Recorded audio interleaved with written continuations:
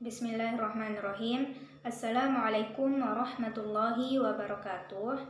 Saya atas nama Nurlina dengan NIM 50400121024 dari jurusan Manajemen Dakwah Fakultas Dakwah dan Komunikasi.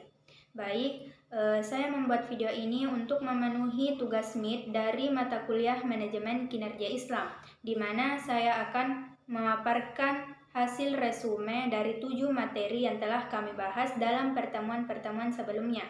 Nah, langsung saja pembahasan pertama tentang konsep dasar manajemen kinerja Islam. Terlebih dahulu, saya akan menjelaskan tentang pengertian manajemen kinerja Islam. Nah, manajemen kinerja Islam menurut pandangan Islam merupakan manajemen kinerja yang bersifat adil. Batasan adil adalah pimpinan tidak menganiaya bawahan dan bawahan tidak merugikan pimpinan maupun perusahaan yang ditempati. Seperti halnya jika seorang manajer mengharuskan bawahannya bekerja melampaui waktu kerja yang telah ditentukan, maka sebenarnya manajer itu telah menzolimi bawahannya, dan ini sangat bertentangan dengan ajaran agama Islam. Nah, konsep dasar manajemen kinerja Islam.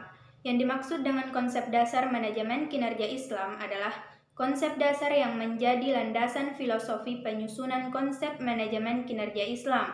Dalam landasan tersebut, sesuai dengan hadis Nabi yang berbunyi innamal a'malu binniyat, yang artinya sesungguhnya nilai atau keberhasilan setiap perbuatan itu tergantung pada niatnya. Nah, berdasarkan dari hadis tersebut, kinerja Islam secara sederhana menunjukkan bahwa manajemen kinerja Islam menempatkan 3 dasar utama yang tidak bisa dipisahkan antara satu dengan yang lainnya sebagai elemen-elemen pokok manajemen. Ketiga konsep dasar yang dimaksud adalah yang pertama, ide atau gagasan. Ide atau gagasan adalah rancangan yang tersusun di pikiran. Artinya, sama dengan cita-cita. Gagasan dalam kajian filsafat Yunani maupun filsafat Islam menyangkut suatu gambaran imajinal utuh yang melintas cepat. Misalnya, gagasan tentang sendok muncul dalam bentuk sendok yang utuh dalam pikiran. Selama gagasan belum dituangkan menjadi suatu konsep dengan tulisan maupun gambar yang nyata, maka gagasan masih berada di dalam pikiran. Nah, yang kedua, aktivitas manajerial. Aktivitas manajerial adalah suatu kegiatan penting manajer melalui perannya membangun jaringan informasi antar personal sebagai jalan pencapaian rencana agenda yang telah ditetapkan. Yang ketiga yaitu tujuan dan sasaran. Secara singkat, dalam konteks model dasar tersebut, tujuan dan sasaran adalah sesuatu yang secara nyata diidentifikasi sebagai hasil yang ingin diperoleh melalui aktivitas manajerial. Sama halnya dengan ide atau gagasan. Tujuan dan sasaran adalah sesuatu yang secara jelas harus dirumuskan sebagai bentuk dan kualitas yang ingin dicapai melalui serangkaian aktivitas manajerial.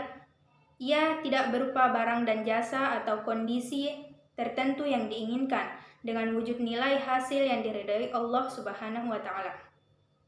Nah, selanjutnya pembahasan kedua tentang kinerja dan kompensasi Islam.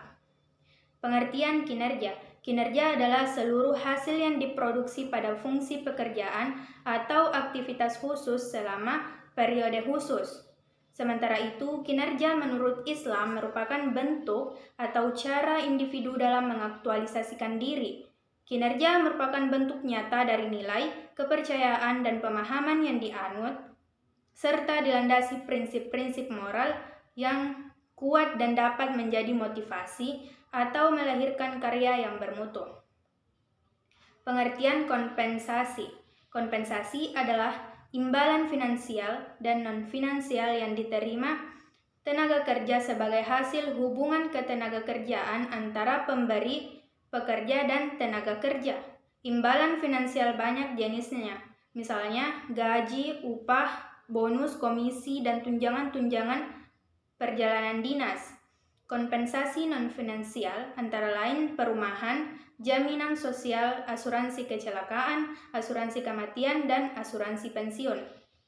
Faktor-faktor yang mempengaruhi sistem kompensasi dalam meningkatkan kinerja antara lain seperti motivasi, pendidikan, disiplin kerja, keterampilan, sikap etika kerja, teknologi, sarana produksi, jaminan sosial, dan manajemen.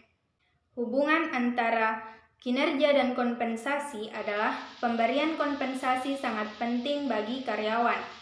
Karena besar kecilnya kompensasi merupakan ukuran terhadap prestasi kerja karyawan, maka apabila sistem kompensasi yang diberikan perusahaan cukup adil untuk karyawan, untuk mendorong karyawan menjadi lebih baik dalam melakukan pekerjaannya dan lebih bertanggung jawab atas masing-masing tugas yang diberikan perusahaan, dan tujuan kompensasi dilakukan perusahaan antara lain untuk pemenuhan kebutuhan ekonomi, meningkatkan produktivitas, memajukan perusahaan, dan menciptakan keseimbangan dan keadilan.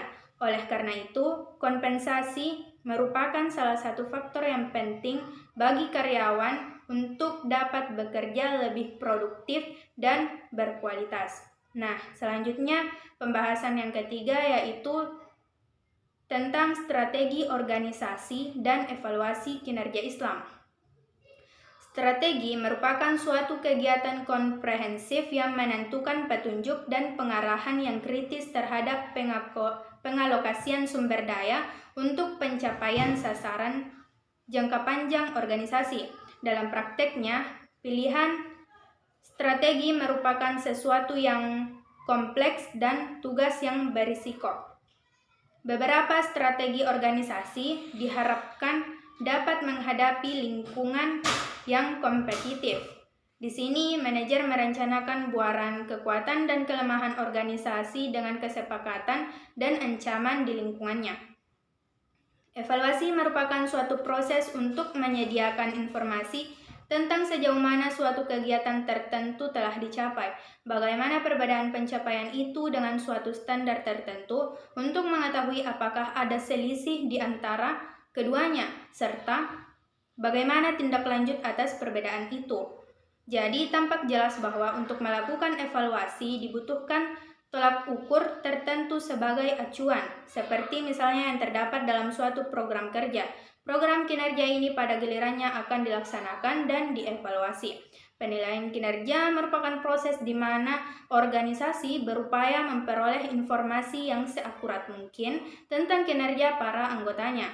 Sedangkan menurut Shimamura, penilaian kinerja adalah proses yang dipakai oleh perusahaan atau organisasi untuk mengevaluasi pelaksanaan kerja individu karyawan. Untuk lebih memperjelas bagaimana penilaian kinerja dalam sebuah organisasi untuk dapat menghasilkan individu-individu yang berkualitas dan kuantitas yang dihasilkan oleh karyawan.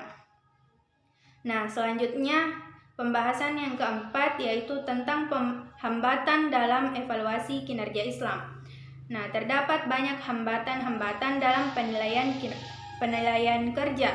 Kurangnya standar dalam evaluasi kinerja salah satunya. Standar evaluasi kinerja yang dimiliki perusahaan mungkin tidak relevan dan terlalu subjektif dalam penilaiannya. Dalam pengukuran kinerja pun tidak nyata dan cenderung jelek dalam menilai kinerja yang dilakukan karyawan perusahaan.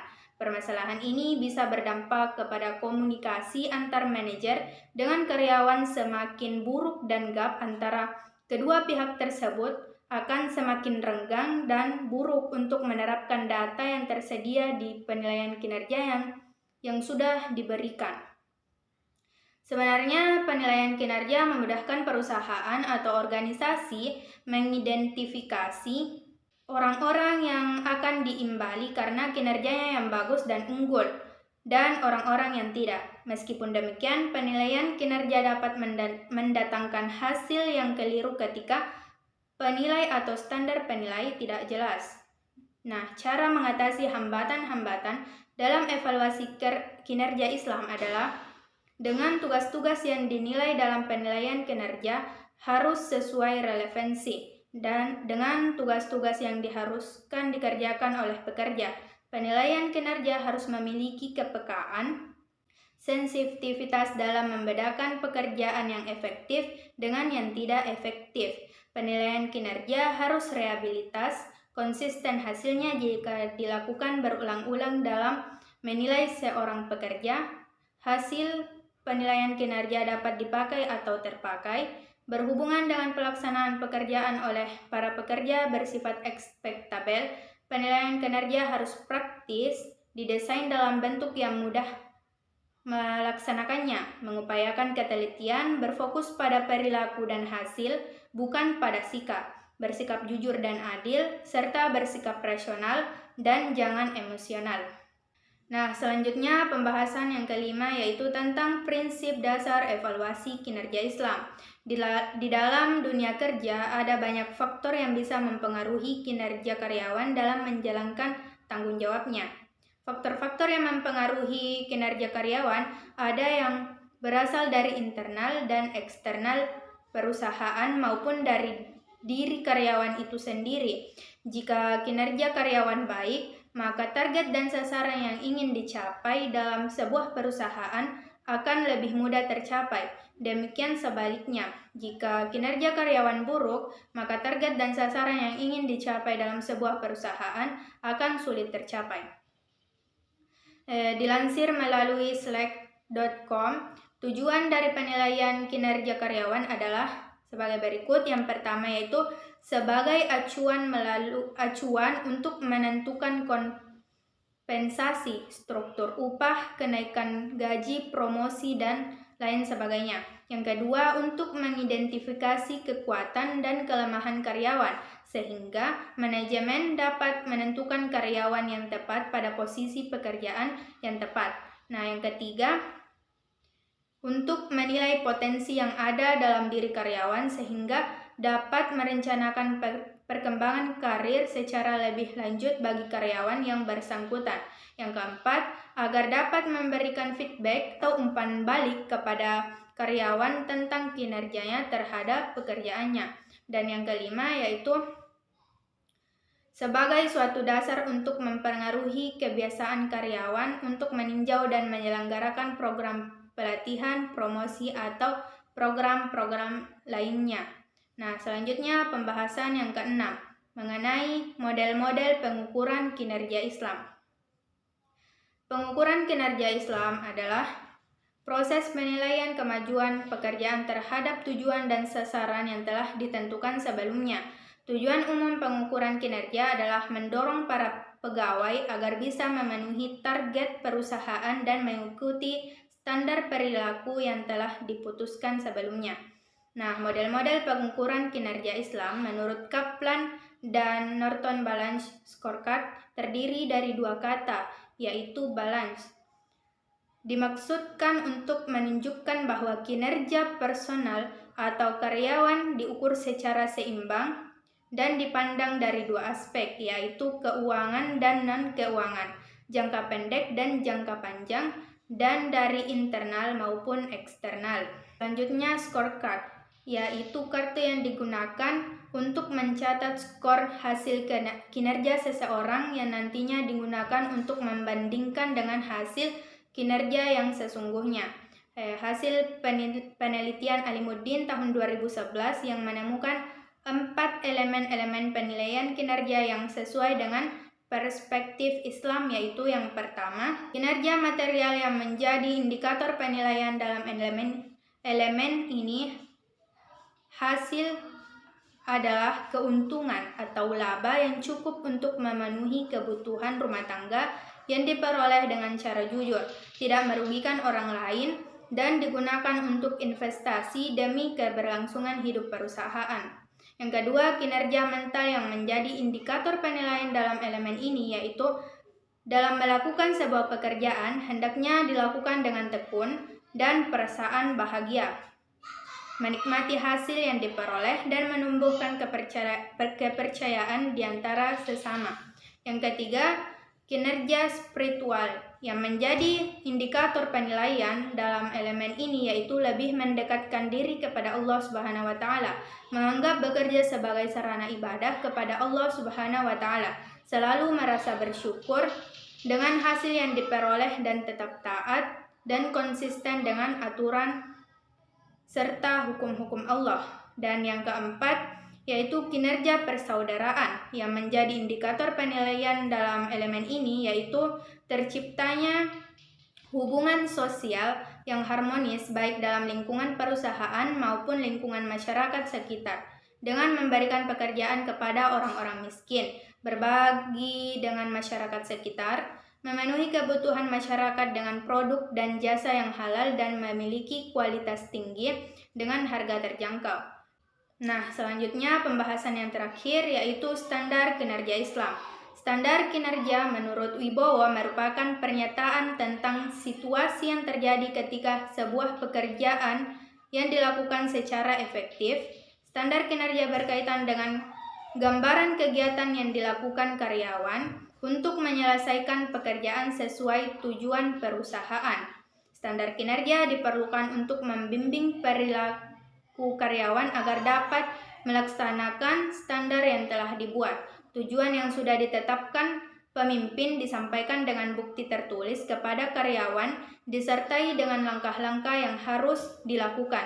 Secara umum, tujuannya adalah untuk menciptakan budaya para individu atau karyawan dan kelompok atau unit-unit kerja untuk memikul tanggung jawab bagi usaha peningkatan proses kerja dan kemampuan yang berkesinambungan. Nah, standar kinerja itu sangatlah penting dan harus ada, karena standar kinerja merupakan tingkat kinerja yang diharapkan dalam suatu organisasi dan merupakan pembanding atau tujuan atau target tergantung pada pendekatan yang diambil.